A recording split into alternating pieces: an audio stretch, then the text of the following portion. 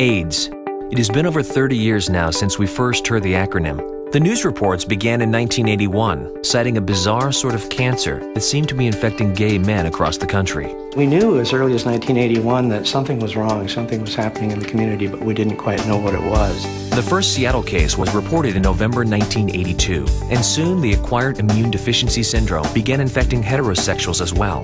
An epidemic was on the rise, one which proved fatal in almost all cases. In the mid-'80s, many of my friends were getting sick and dying very quickly, sometimes within a period of days or weeks. As quickly as the epidemic spread, community organizations sprang up in response, all with the goal of saving lives and allowing the infected to be treated with care and respect. While AIDS cases topped 1,000 in King County, both the Northwest AIDS Foundation and Chicken Soup Brigade got their start. Activism by the local gay community ensured AIDS awareness occupied a place in the public spotlight.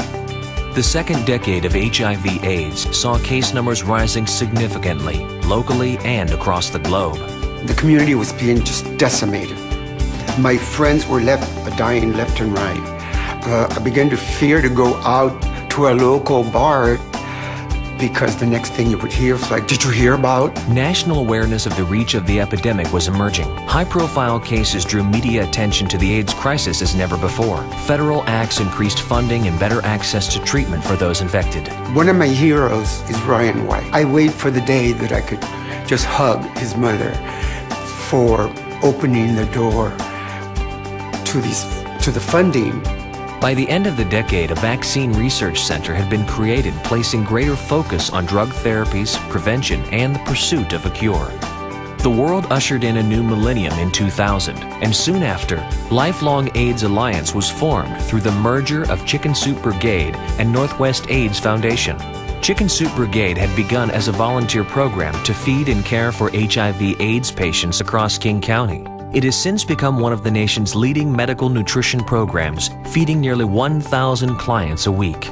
Volunteers are the backbone of Lifelong. We could not do what we do without the volunteers. This is a staff of under 100 people, and we have almost 2,000 volunteers here day in and day out who serve meals, deliver meals, who help answer the phones, to a myriad of things that we could not do without them.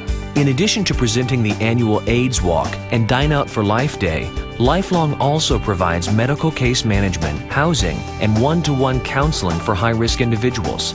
Although treatment regimens and prevention programs were greatly strengthened early in the decade, new infections continued as advanced drug therapies lessened the concern over the fatal risks of contracting HIV.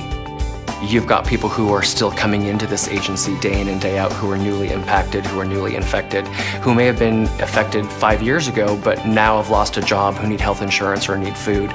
So the base of clients that we serve actually expands. Without Lifelong, 2,600 people across the state would not have health insurance to be able to access care today. Without Lifelong, medical nutrition therapy wouldn't be available to 1,600 people every single year. Without Lifelong, people would not access housing. That's incredibly exciting ground to build on as we look to the future. As the battle against HIV/AIDS enters its fourth decade, Lifelong AIDS Alliance continues to evolve and grow.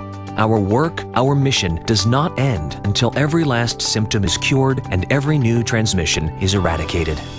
Lifelong AIDS Alliance needs you. Please donate your dollars and your time to help us fulfill our mission.